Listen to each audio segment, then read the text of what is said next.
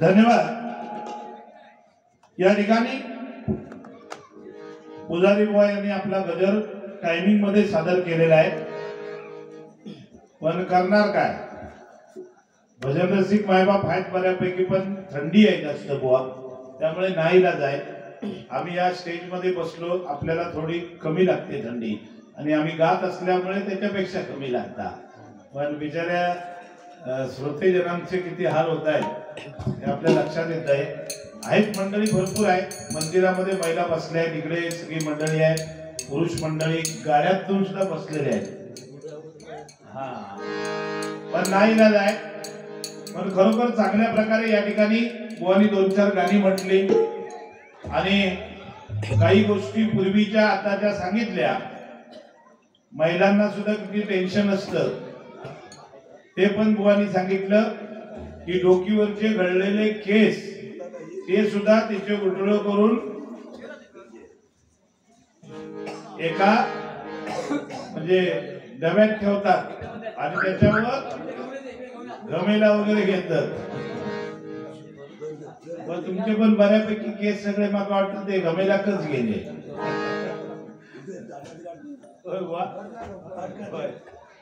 वहिनीने काय केला, हे झोपलेले असले की आपले थोडे गळलेले आणि यांचे सगळे काढायचे, असा करून बरीच गमेला घेतलेली आहे। ठीक आहे, एक मजा म्हणून बुवानी बऱ्याच गोष्टी काय सांगितल्या।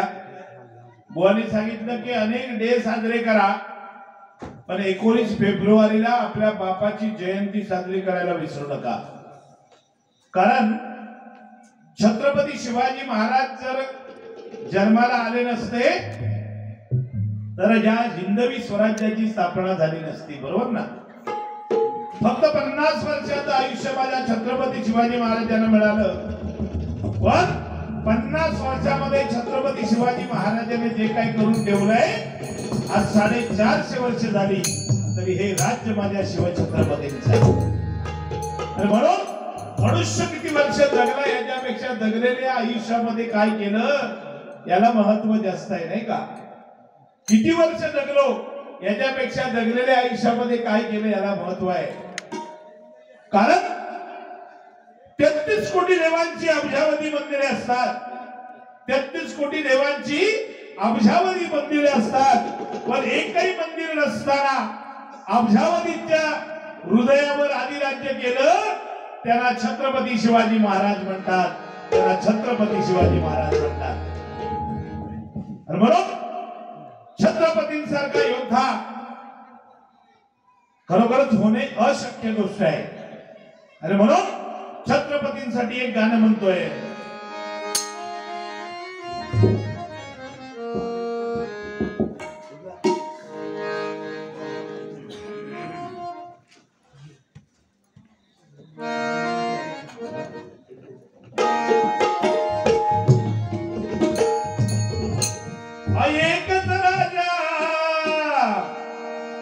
एकच राजा इथे जन्मला शिवनेरी किल्ल्यावर,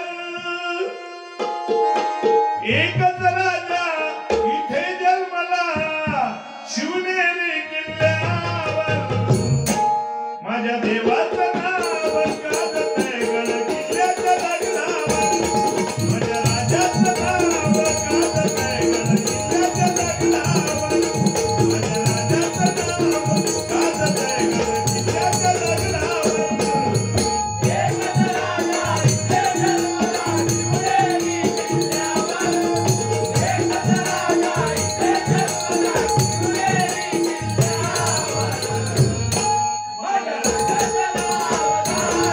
नाव गाजतंय गड किल्ल्याच्या लग्नावर।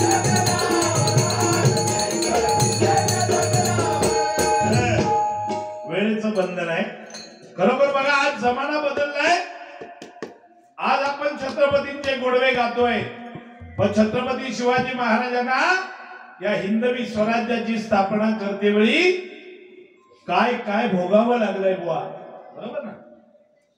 काय गनिमी गावे खेळावे लागले ते आज त्यांच्याबरोबर असलेल्या मावळ्यांना आणि छत्रपती शिवाजी महाराजांना माहिती आहे। आणि म्हणून पूर्वी बघा परिस्थिती अशी होती की एकदा छत्रपतींनी केलेला आदेश ते मावळे पाळत होते, बरोबर ना? आज परिस्थिती बदललेली आहे. आजचे मावळे बरोबर ना? अहो रात्री टीव्हीवर बोललेलो माणूस सकाळी म्हणता मी बोललेच नाही, मी बोललेच नाही म्हणणार. परिस्थिती काय बघा. आणि म्हणून प्रत्येकाने लक्षात ठेवलं पाहिजे की गरिबीतला गरीब माणूस असला तरी बघा वचनबद्ध होता पूर्वी, बरोबर ना? वचन पाळलं जायचं. एका बैठकीमध्ये बसल्यानंतर एकदा बोललो, एकदा ठरलं ते ठरलं. आज परिस्थिती बदलली है. जो सामने बैठा है उसको लोग बुरा कहते हैं, जो सामने बैठा है उसको लोग बुरा कहते हैं, जिसको देखा है उसको खुदा कहते हैं, बरोबर ना? जेका बघलो नाही तो भारी. आणि आपलं माणूस चुकीचा असतात. परिस्थिती बदललेली आहे. आणि म्हणून प्रत्येकाने लक्षात ठेवलं पाहिजे की आपण करतोय काय, आपल्याला करायचं काय. हे कलियुग आहे. बुवानी सांगितलं मोबाईलचा जमाना आहे.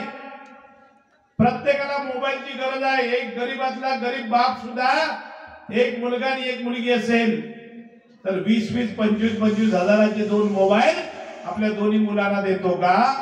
की माझ्या मुलाला समाजामध्ये कुठे मान खाली घालून राहायची वेळ येता कामा नये, हा विचार बाप करतो, नाही का? आणि म्हणून बुवानी सांगितलं की आई आणि वडील यांची समाजामध्ये मान खाली जाईल असं कृत्य कुठल्या मुलीने किंवा मुलाने करू नये, बरोबर ना? असं कृत्य मुलाने किंवा मुलीने करता नाही.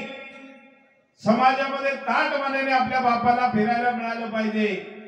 आणि एखाद्या मुलगीने जर चुकीचं पाऊल उचललं तर समाजामध्ये तो बाप जाताना तीच लोक म्हणतात हे अमुक मुलीचो बाप परवा पळावून गेली ना, तिचोच बाप येऊ. हे समाजामध्ये त्या बापाला ऐकण्याची वेळ येता कामा नये. आणि म्हणून प्रत्येकाने समाजामध्ये कसं वावरायचं. कोणी सांगितलं पूर्वी अज्ञान होतं पण संस्कृती होती. आज विज्ञान आहे पण आज अधोगती आहे, बरोबर ना? सगळं सत्य आहे. या गोष्टी प्रत्येकाने लक्षात घेतल्या पाहिजे की आपल्याला कसं वागायचंय, कसं राहायचंय, कसं जगायचंय. कोरोनाने आपल्याला शिकवलं. कोरोना आला आणि माणसाची माणुसकी कळली आपल्याला. कोण कोणाचा नाही हो. बघा मुलाला बाप हात लावत नव्हता, बापाला त्यांची पत्नी सुद्धा जवळ जात नव्हती. कोरोनामध्ये काय परिस्थिती झाली बघा. आणि कोरोना म्हणजे काय तर त्या कोरोनाने कसं जगायचं हे शिकवलं. श्रीमंत असू दे गरीब असू दे प्रत्येक फक्त परमेश्वराकडे एकच मागत होता, भगवंता मला याच्यामधून वाचव. प्रत्येकाची इच्छा. पण मात्र कोरोना बुवा गेलो आणि माणूस पुन्हा उलटे झाले, बरोबर ना? पुन्हा उलटे झाले, सगळा विचारले. तेव्हा मात्र सकाळी उठले की झोपेपर्यंत देवाचं नाव, देवा माका याच्यातनं वाचव, मी तुझं नामस्मरण करीन. पण परत लोक विचारली, कारण त्या परमेश्वराच्या इच्छेशिवाय झाडाचं पानही हलू शकत नाही. करता करविता तो भगवंत आहे, बरोबर? माणसाचा श्वासही त्याच्या इच्छेशिवाय हलू शकणार नाही. म्हणून भगवंताला किंमत आहे, लक्षात घ्या. आणि म्हणून प्रत्येकाने भगवंताने आपल्याला दिलेला हा फुकट देह आहे. हा 184 विण्या फिरल्यानंतर पाप पुण्याची समानता झाली आणि त्यावेळी या फुकट देहाची प्राप्ती झालेली आहे. हा देह वाया जाता कामा नये, व्यसनाधीन होता नाही, हे प्रत्येकाने लक्षात ठेवलं पाहिजे. कारण व्यसन करावं, एखाद्याला जर थोडंफार व्यसन असेल काय माझा म्हणणं नाही, पण लोळपाटापर्यंत ते व्यसन करणं हे 100% चुकीचं आहे. कारण हा करोड रुपयाचा देह आहे, हा वाया जाता कामा नये. एक 70-80 हजाराची गाडी घेतली तर आपण आठवड्यातनं 2दा धुतोय, बरोबर ना? 2 महिन्यांनी ऑइल चेंज करतोय. पण हा करोड रुपयाचा देह परमेश्वराने आपल्याला दिलेला आहे.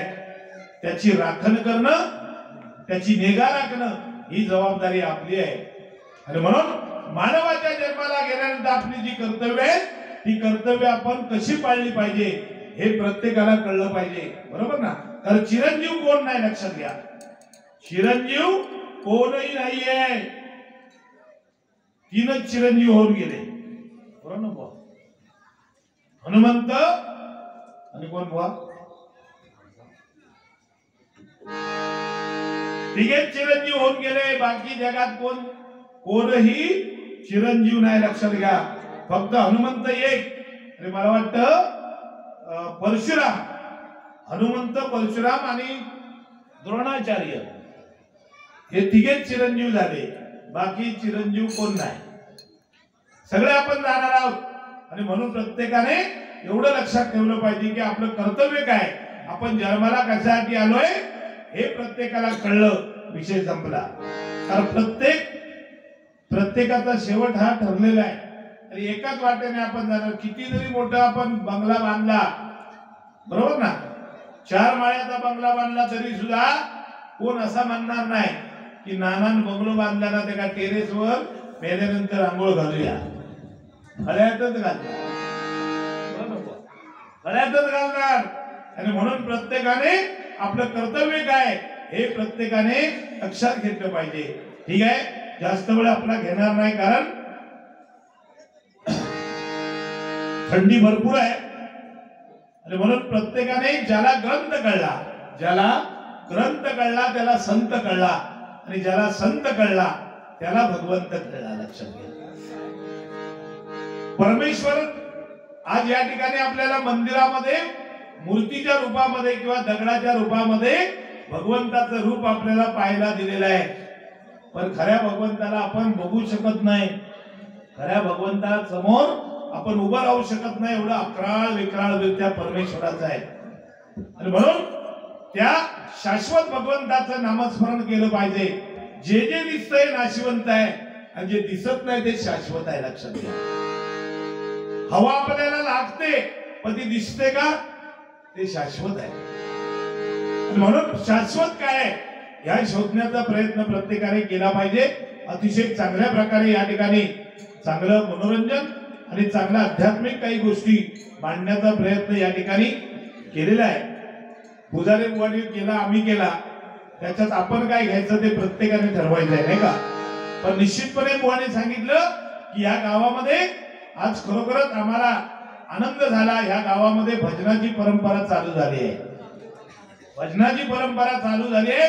निश्चितपणे सांगतो, परमेश्वर तुम्हाला उदंड आयुष्य देईल. तुमच्या सर्व इच्छा मनोकामना तो रवनात पूर्ण केल्याशिवाय राहणार नाही. हा विश्वास मी आज 43 वर्ष भजन करतोय, 100% सांगतो तुम्हाला. कारण या भजनामध्ये ताकद आहे. परमेश्वराच्या जवळ जाण्याचा उत्तम मार्ग म्हणजे भजन आहे. म्हणून प्रत्येकाने आज खरोखरच या ठिकाणी आनंद आम्हाला मिळाला की ह्या गावामध्ये पहिलं भजन झालं. आणि म्हणून ह्या गावासाठी मी खरोखरच सांगतोय की महाराष्ट्रामध्ये कोकण ही शान आहे, महाराष्ट्रामध्ये कोकण ही शान आहे.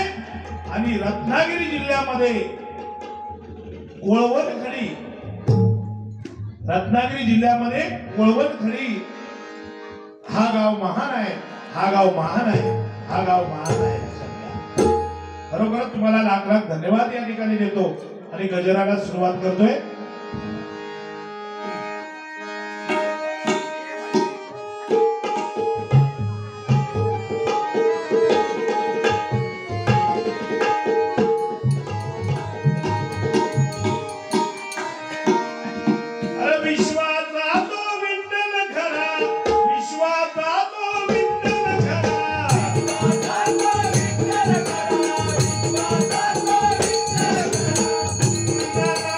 Yeah.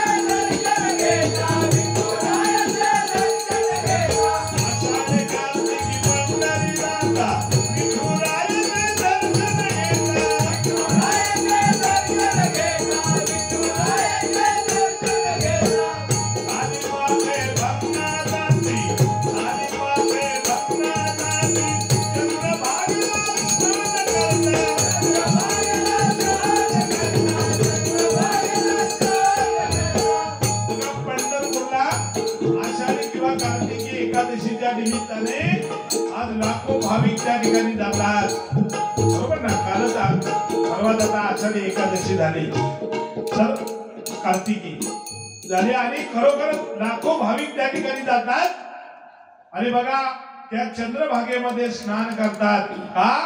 की आपल्या हातून काय कर्म जर चुकीचं झालं असेल तर ते पाप आपल्या हातून नष्ट व्हावं या उद्देशाने त्या ठिकाणी प्रत्येक जण जातात. पण आता या नद्या सुद्धा अमंगळ होत चाललेल्या आहेत. बघा मानवाचं एवढं पाप वाढलंय की नद्या सुद्धा अमंगळ होत चालल्या आहेत आणि म्हणून मनुष्य मेल्यानंतर आपण त्याची राख एखाद्या नदीमध्ये नेऊन टाकतो. ती न टाकता प्रत्येकाने ती राख पोत्यामध्ये भरा आणि आपल्या घरी घेऊन येऊन एक एक झाड त्या ठिकाणी खड्डा मारा, त्याच्यात ती राख टाका आणि ते झाड लावा. ते झाड आपल्याला आयुष्यभर सावली देईल. लक्षात घ्या. आणि म्हणून सांगतोय